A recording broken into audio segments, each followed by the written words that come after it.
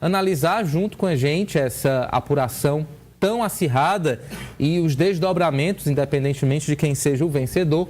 Chamamos aqui ao nosso Povo News, professor analista político Fábio Reis. Professor, muito bom dia, seja bem-vindo. A perspectiva realmente parece ser de vitória da esquerda no Peru. Depois da virada, Keiko ainda se aproximou um pouquinho, mas agora Sánchez abriu um pouco mais de vantagem. Realmente aí muita emoção nessa apuração das eleições peruanas, muito demoradas também por conta do voto impresso, que muita gente aqui no Brasil ainda defende, né? Imagine só se fosse essa situação no Brasil, acho que já tinha gente aí passado mal, professor. Mas enfim, sua perspectiva aí para uma vitória da esquerda no Peru, que muda na correlação de forças, não só interna, mas em toda a América Latina. Muito bom dia. Bom dia, Ítalo. Obrigado pelo convite mais uma vez. Pois é, as eleições no Peru são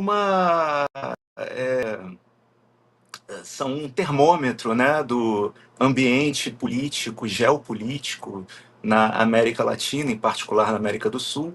A candidata Keiko Fujimori, de extrema-direita, ela é abertamente, claramente apoiada pelo governo americano e vem recebendo os vultosos recursos, não é? Ela é filha do ex-ditador Alberto Fujimori, que ganhou as eleições de 1992 contra o Vargas Llosa, né, o Nobel da Paz, e ao longo do seu mandato ele exerceu uma política extremamente autoritária, usando o discurso da força, do combate ao terrorismo, que na época assolava o Peru, o Sendero Luminoso, e quando houve a oportunidade, ele deu um golpe, fechou o Congresso e instaurou uma ditadura.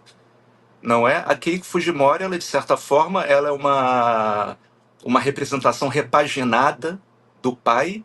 Na campanha, ela tenta amenizar, de certa forma, a imagem negativa do pai, porque ela carrega, de certa forma, na sua própria candidatura, uma rejeição imensa, que é algo que, inclusive, tem favorecido o candidato do chamado campo popular, não é?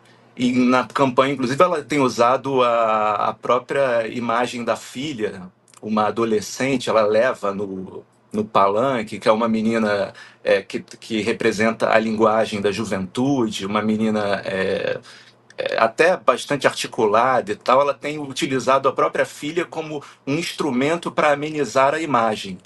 E, nesse momento, ela vem liderando nas regiões mais urbanizadas do Peru, em particular Lima, não é? Enquanto o candidato do chamado Campo Popular, o Roberto Sanches, ele vem liderando como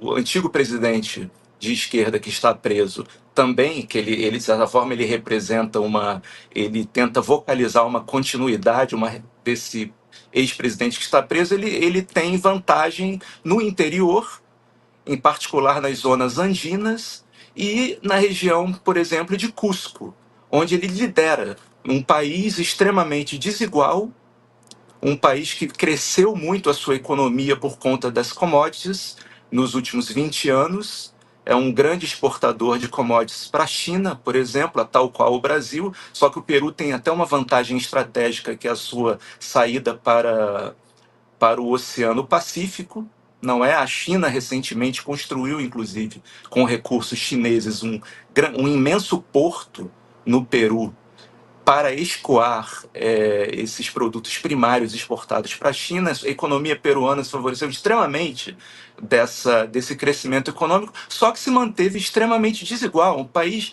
inclusive, muito mais desigual do que o Brasil.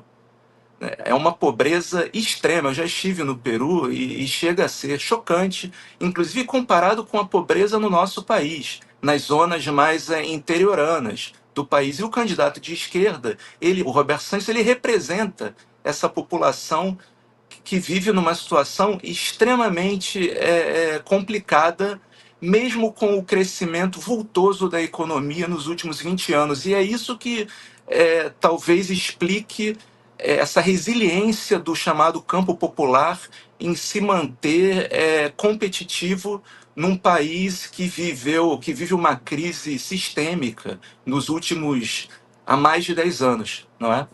Com certeza, professor. A população,